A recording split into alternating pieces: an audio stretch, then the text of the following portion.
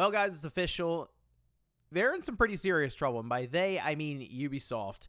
And we've discussed them many times already with things like X-Defiant shutting down. Even before that, how their stock was plummeting, how they were just struggling in general when it comes to their big releases, with Assassin's Creed Shadow being delayed into next year, Star Wars Outlaw struggling, Skull and Bones being a disaster for almost a decade at this point. It's been rough for Ubisoft, but now it looks like they're getting to a bit of a breaking point here. And I wanted to go over that here today because it looks like now shareholders are even in talks over possible buyout terms. This is something. So if you guys enjoy this video, make sure that like button and subscribe if you're new. Now, as I mentioned, we've discussed Ubisoft quite a bit in Newswave over time as things have happened, and it's just been like one thing after another with Ubisoft. But you can see this is a report from Reuters that Ubisoft shareholders in talks over possible buyout terms.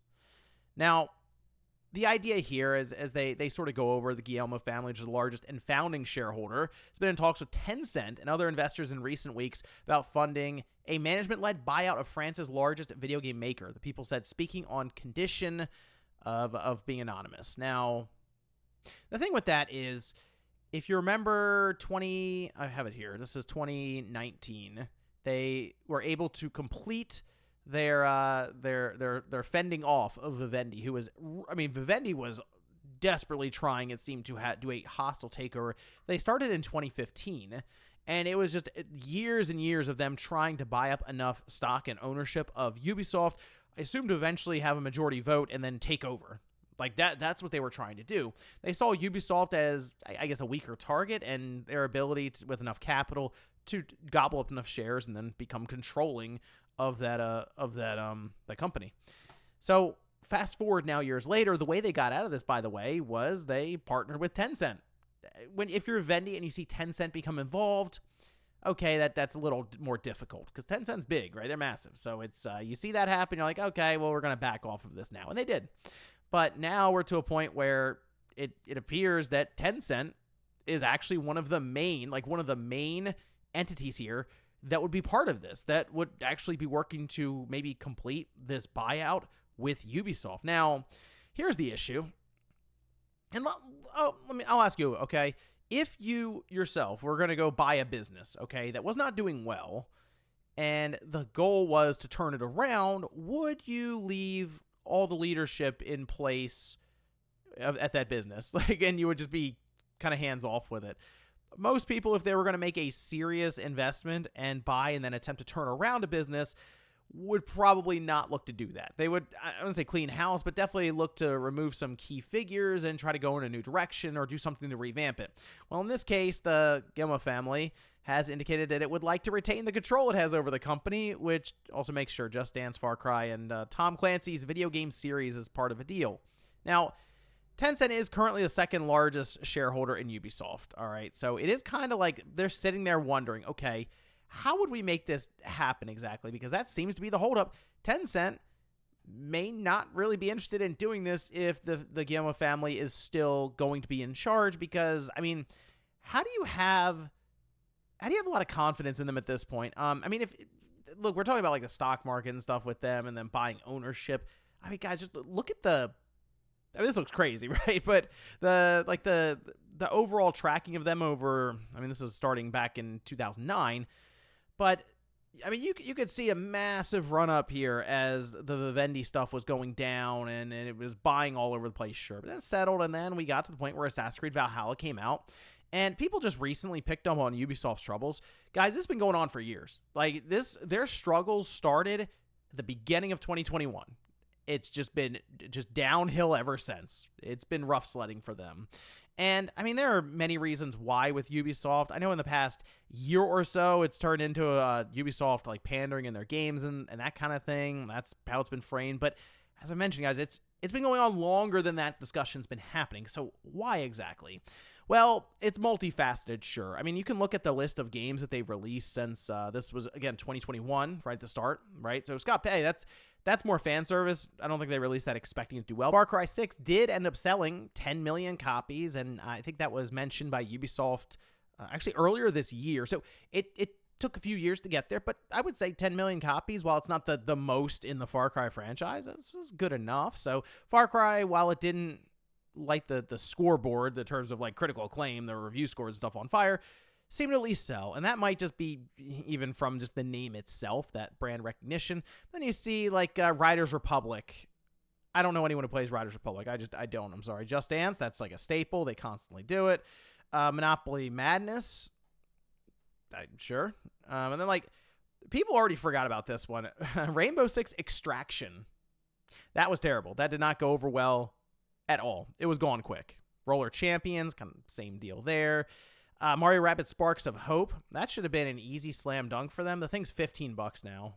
Like which is an issue we have with Ubisoft is while we see the releases that I'm scrolling through here, Crew Motorfest kind of feels like it underperformed. Assassin's Creed Mirage, they said they were okay with, but Avatar Frontiers of Pandora, that did not do well for them at all with that licensing on it. It's probably expensive. Skull and Bones, I don't have to say anything about that.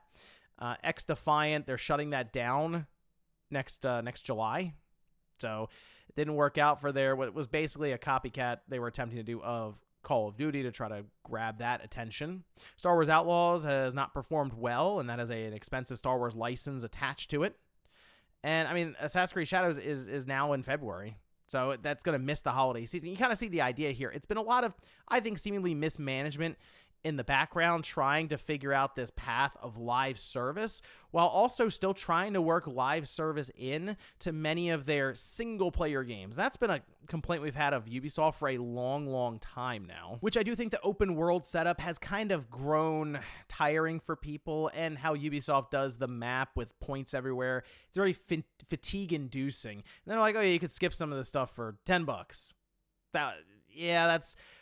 Ubisoft, I think what we see with them right now is that they have gone down that path quite extensively, but I feel like they have to sort of double back.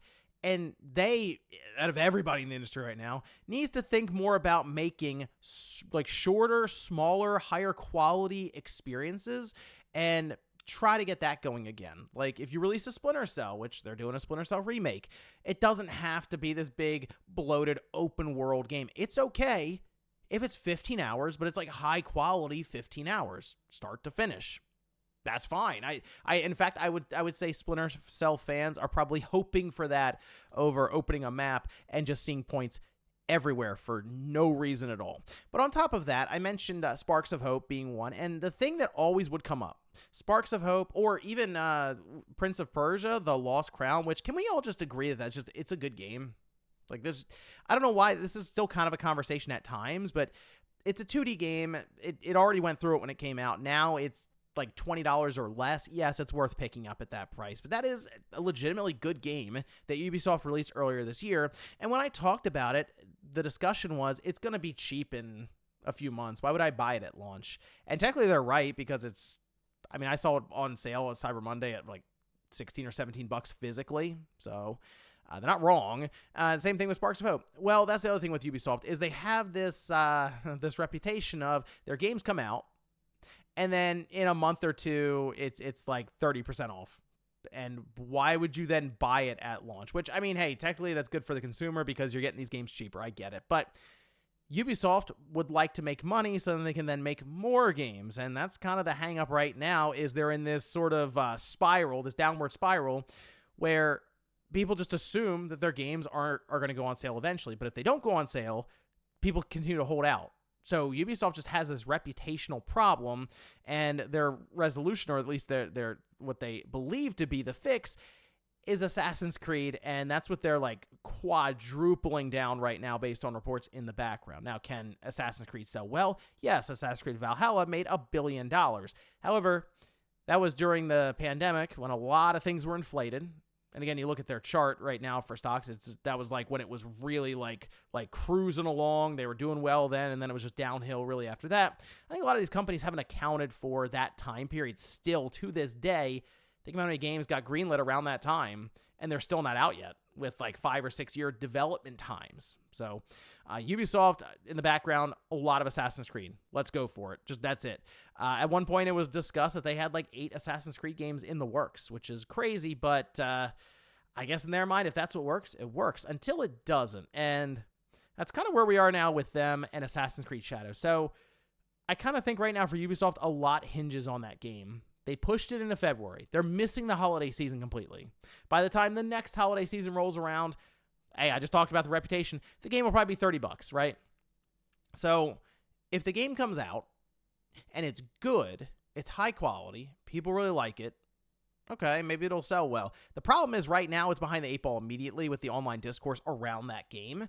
And it's so they're already starting off on the wrong foot there. And it's weird because Assassin's Creed going to Japan was always this big, interesting idea. And it's just been marred with controversy ever since it got the full reveal for it.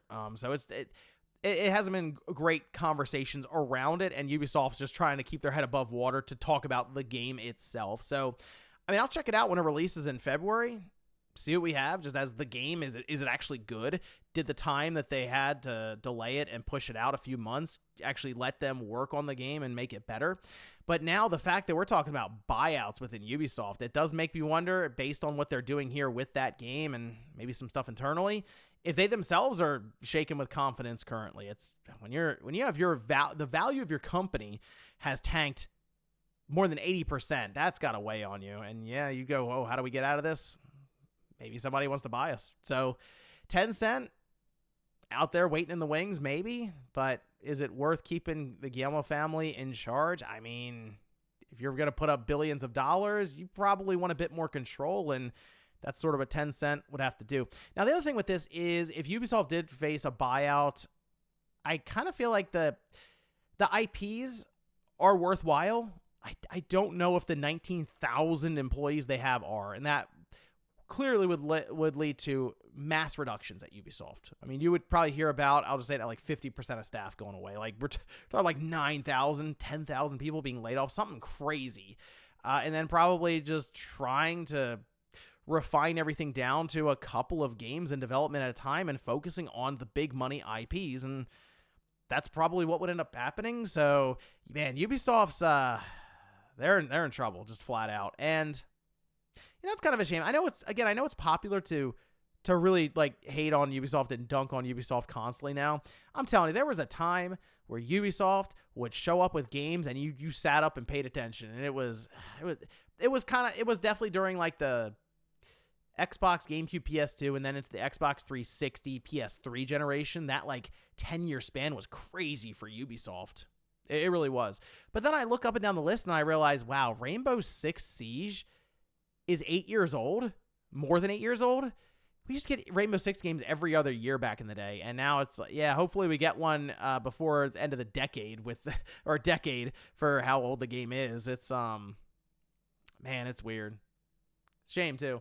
But let me know what you guys think about this down below, with Ubisoft facing potential buyouts, with investors trying to figure out at this point seemingly how to save Ubisoft or at least get them into a better position. Do you think Assassin's Creed Shadows is going to be able to do much for them, or do you think that game's already kind of done? Thanks, guys, for watching, and I'll see you next time.